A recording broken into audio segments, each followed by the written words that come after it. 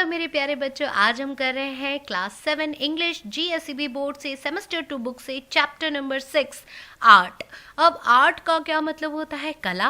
अब कला तो सबके अंदर अलग अलग होती है। कोई अच्छा पेंट करता है, कोई अच्छा खाना बनाता है, कोई अच्छा क्राफ्ट बनाता है।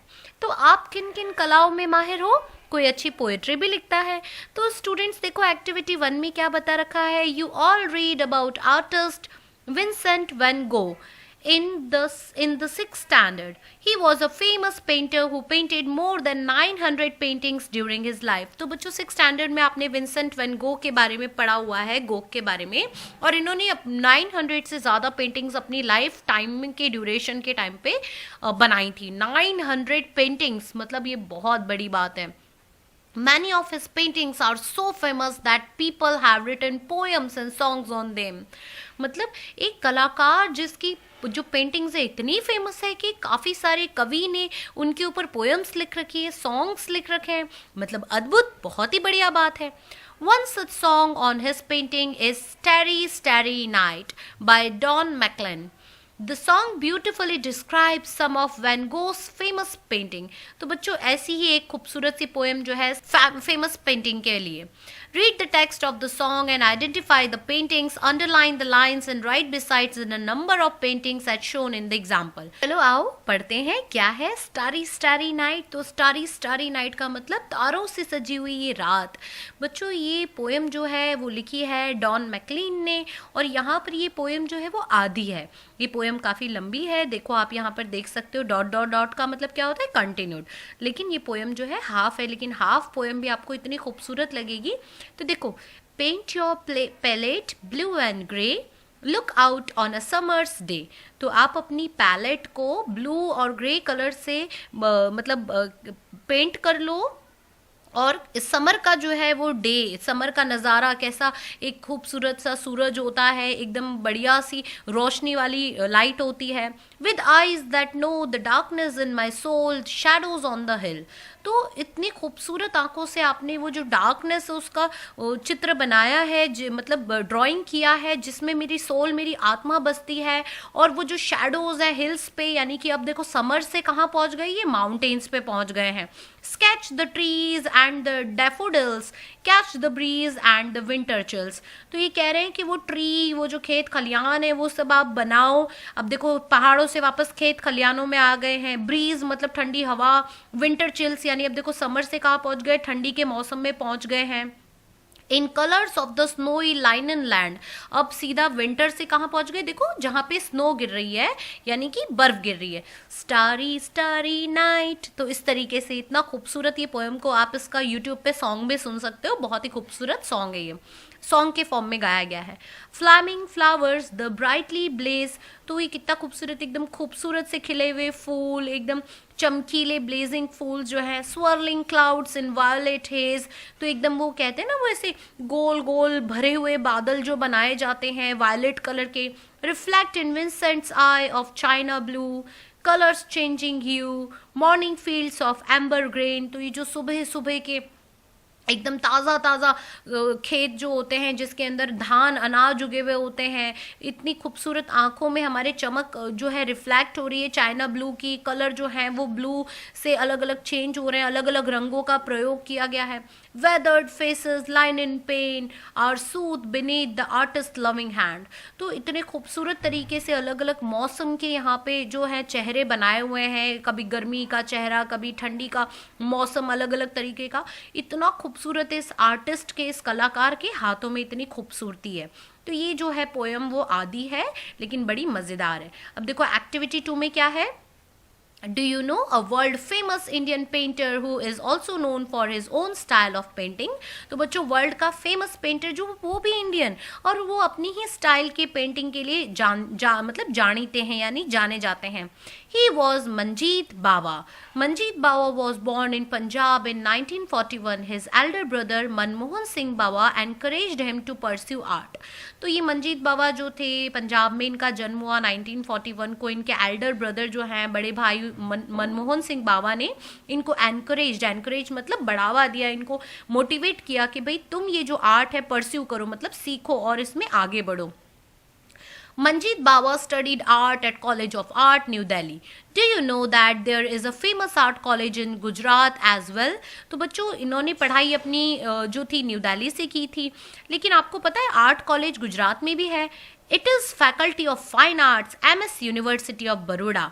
उसका नाम है MS यूनिवर्सिटी ऑफ बड़ौदा में ये है.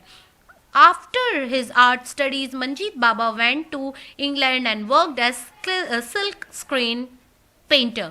तो मंजीत बाबा ने वहाँ जाके इंग्लैंड में सिल्क स्क्रीन प्रिंटर के तौर पे काम किया. After he return to India he was confuse about what to paint. और इंडिया में आने के बाद वो कन्फ्यूज हो गए कि वो क्या बनाए. Read carefully what he said about the confusion on what to paint. और वो कन्फ्यूज थे कि भाई मैं क्या पेंट करूँ.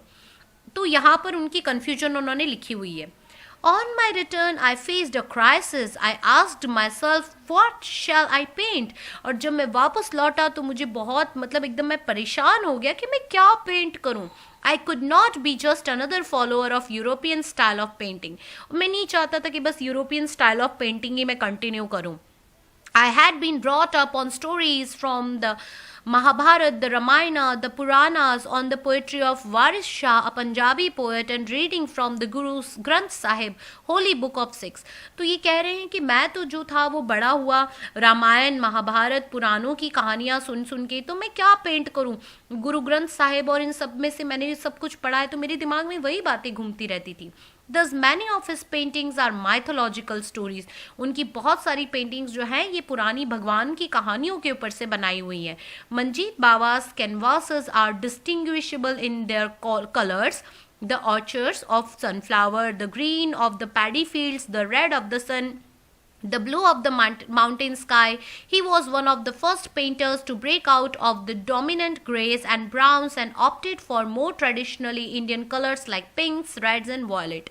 तो बच्चों उनकी पेंटिंग बिल्कुल अलग डिस्टिंग्विशेबल है, आसानी से आप पहचान लोगे.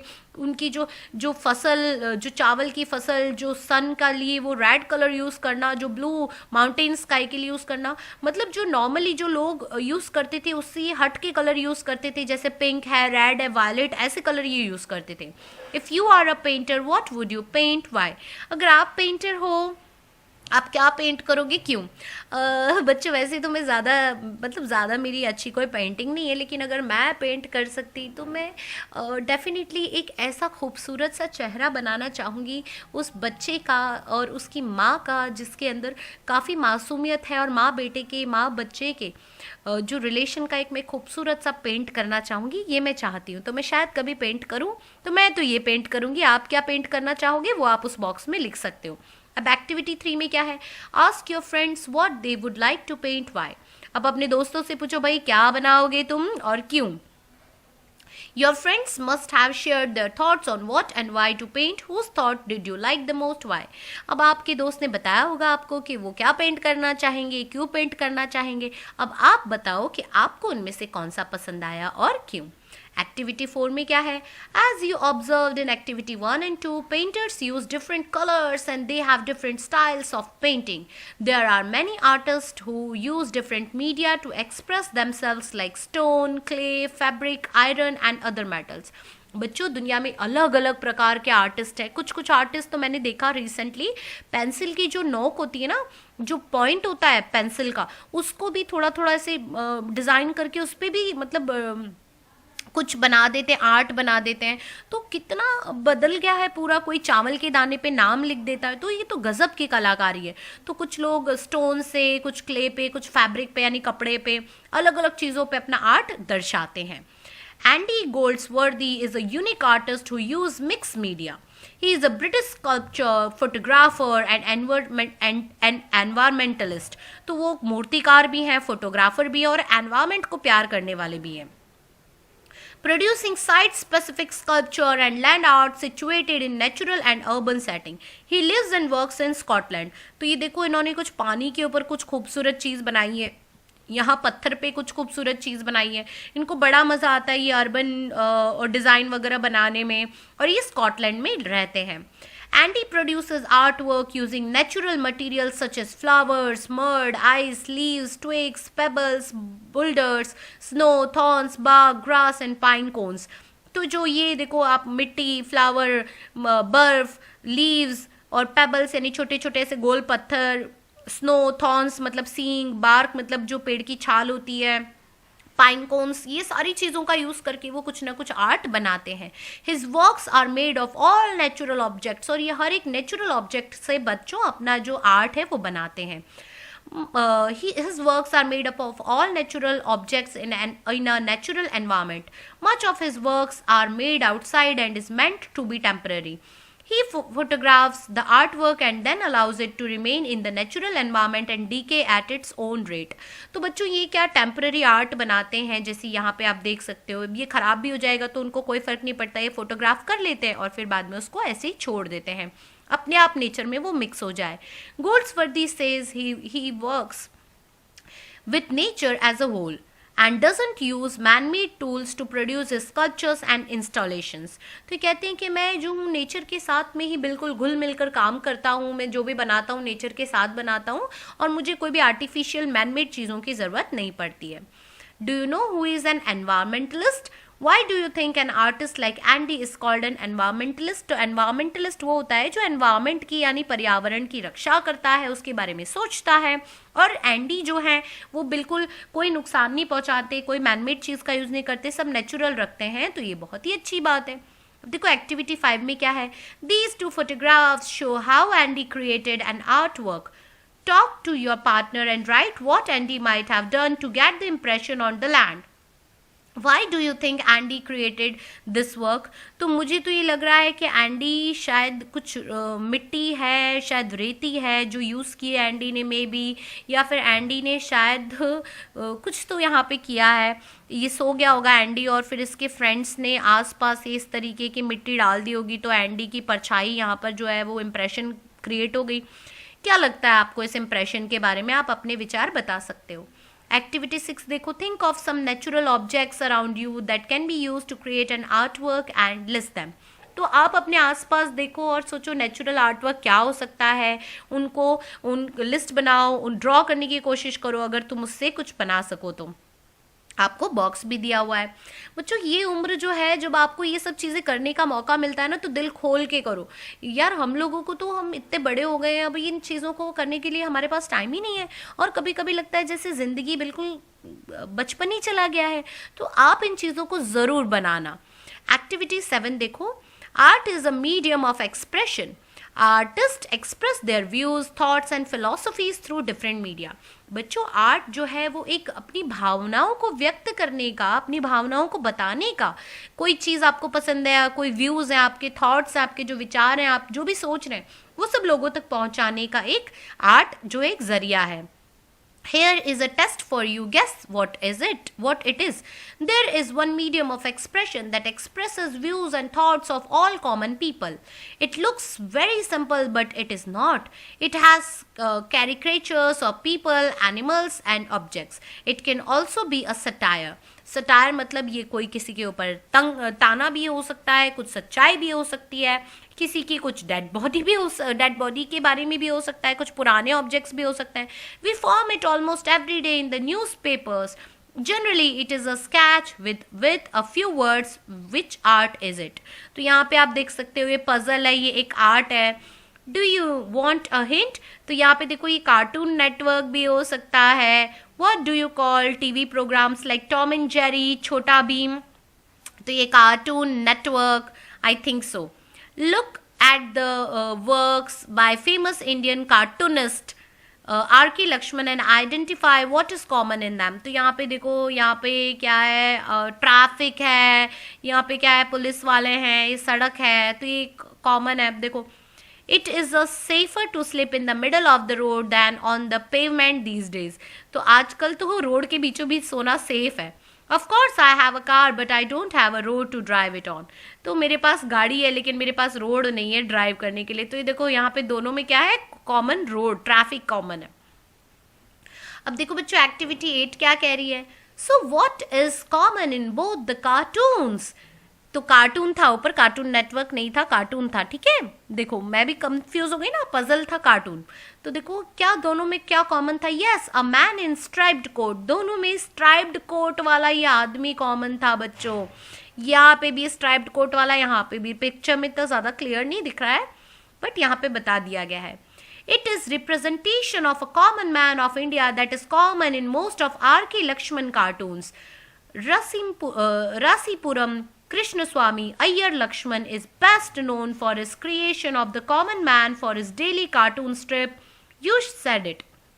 तो बच्चों आर के लक्ष्मण की जो है कार्टून्स जो है वो बहुत फेमस हैं. इनकी कहानियाँ भी बनी हुई है, आप यूट्यूब पे देख भी सकते हो. कॉमन मैन से लिए हुए काफ़ी सारे मुद्दे बहुत ही बेहतरीन अंदाज में अपने कार्टून के द्वारा बताते थे. Which started in 1951 in a famous English newspaper of India. For over a half of a century, the common man has represented the hopes, aspirations, troubles and the average Indian. तो लगभग 50 साल तक ये English newspaper में are K Lakshman के cartoons छपे जिसमें aspiration यानी एक कॉमन इंसान, एक आम आदमी की क्या क्या इच्छाएं हैं, वो कितने ट्रबल्स फेस करता है, कितनी परेशानियां, ये सारी बातें बताई गई. But he did not start with the common man. Lakshman notes in his autobiography, The Tunnel of Time, I drew objects that caught my eye outside the window of my room, the dry twigs, leaves and lizard-like creatures crawling about, the servant chopping firewood and, of course, and number of crows in various postures on the rooftop of the building opposite. R K Laxman बताते हैं अपनी autobiography जो उन्होंने अपनी ज़िंदगी की कहानी लिखी है उसमें, जिसका नाम है द टनल ऑफ टाइम, यानी वो जो एक टनल है जो समय के साथ में आगे बढ़ती गई. मैं खूब सारे ऑब्जेक्ट्स बनाता था जो भी मेरी आंखें देखती थी.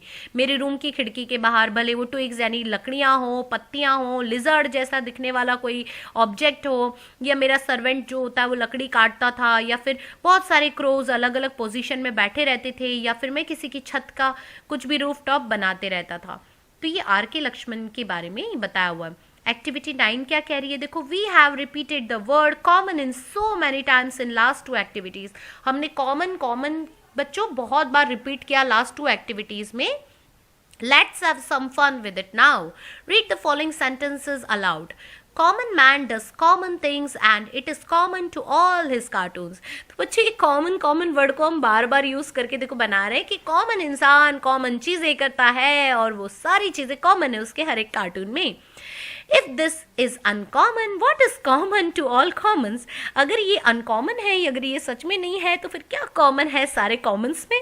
तो कितना मजेदार एकदम सेंटेंस बनाने की कोशिश की गई है. क्या बात है. कवि लोग और जो लेखक होते हैं वो कितनी बढ़िया तरीके से सब चीज़ें लिखते हैं. जब आप 8th स्टैंडर्ड में आएंगे तो आपकी जो इंग्लिश की किताब है सेमेस्टर 2 की, वो पूरी आपकी राइटिंग के बेसिस पे आपको लिखना सिखाएगी. तो देखो, लेट अस रीड सम मोर टंग ट्विस्टर्स. तो यहाँ पे टंग ट्विस्टर्स है, इनको क्या बोलते हैं, जैसे चंदू के चाचा ने चंदू की चाची को चांदनी रात में चांदी की चम्मच से चटनी चटाई. तो देखो जैसे मैंने टंग ट्विस्टर बोला है ना, वो कहते हैं ना कच्चा पापड़ पक्का पापड़ कच्चा पापड़, तो इस तरीके से इनको टंग ट्विस्टर कहते हैं. With some other words read them fast as much as you can. तो आप भी इसको जितना तेजी से बोल सको. देखो, ice cream you scream we all scream for ice cream. Ice cream you scream we all scream for ice cream. तो ये एक टंग ट्विस्टर है. The big bug bit the little beetle but the little beetle bit the big bug back. तो यहाँ पर ये जो है एक छोटी सी जो कीड़े ने बड़े कीड़े को काटा तो बड़े कीड़े ने छोटे वाले कीड़े को फिर से काटा. तो ये इसका मतलब है. आइसक्रीम मतलब मैं चिल्लाऊं तुम चिल्लाओ, हम सब चिल्लाएं आइसक्रीम के लिए. फिर if you want to buy buy, if you don't want to buy bye bye. अगर तुम्हें खरीदना है तो खरीदो, नहीं खरीदना है तो मत खरीदो, bye bye. Create some tongue twisters yourself and challenge your friend to read it fast. तो आप अपने हिसाब से भी अपने टंग ट्विस्टर्स बना सकते हो. कमेंट सेक्शन में ज़रूर भेजना, मैं भी ज़रा उसको ट्राई करूँगी कि मैं बोल पाती हूँ या नहीं बोल पाती हूँ. एक्टिविटी 10 क्या है. Let us take first step towards becoming a cartoonist. Look at below given caricatures carefully and identify them. तो यहाँ पे देखो, आई थिंक ये अमिताभ बच्चन है, ये तो महेंद्र सिंह धोनी है और ये APJ अब्दुल कलाम है. तो बच्चों मैंने तो तीनों पता कर लिए, अब आप भी देखो. अब वैसे मैंने आपको बता ही दिया है तो अब तो कुछ सस्पेंस रहा ही नहीं. You must have seen this people on TV, newspaper, in the caricatures. They look funny. They what makes them funny in the caricatures? What do you think the artists of these caricatures have gone to given them funny look? तो यहाँ पे देखो अलग अलग तरीके से इनकी आँख कान बड़े कर दिए, दांत बड़े कर दिए, तो ताकि फनी लुक दे सके. Select a person or an animal around you and draw a caricatures. Remember it should look funny. तो आपको भी ऐसा कुछ बनाना है, गधा बना दो, घोड़ा बना दो, कुछ भी बना दो बढ़िया तरीके से.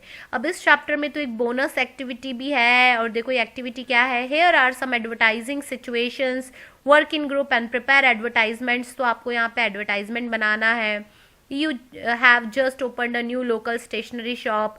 ग्रीन कोकोनट कार्ट है आपके पास. You don't have a big budget. तो आप कैसे स्टेशनरी शॉप का एडवर्टाइजमेंट करोगे. फिर बाद में you want a new pet. You must decide how to advertise. आपको नया पैट खरीदना है, आप कैसे एडवर्टाइज करोगे कि भाई मुझे नया पैट चाहिए. You want to sell a new type of ready to help student talking machine. तो बच्चों ये अलग अलग एडवर्टाइजमेंट के लिए आपको दे रखा है. आई थिंक सो ये बड़ी आसान एक्टिविटी है, आप इसको आसानी से एडवर्टाइजमेंट के तौर पे कर सकते हो. वैसे भी ये एक बस बोनस एक्टिविटी है. तो बच्चों यहाँ पे हमारा ये खूबसूरत मज़ेदार सा चैप्टर फिनिश होता है. आई होप आपको पूरा चैप्टर बहुत अच्छे से समझ में आ गया होगा, और आपको समझ में आ गया होगा कि आर्ट कितना स्पेशल है. स्टूडेंट्स, वीडियो को लाइक करना, अपने दोस्तों के साथ में शेयर करना, और चैनल को सब्सक्राइब करना बिल्कुल भी मत भूलना. आपका favourite channel knowledge is wisdom.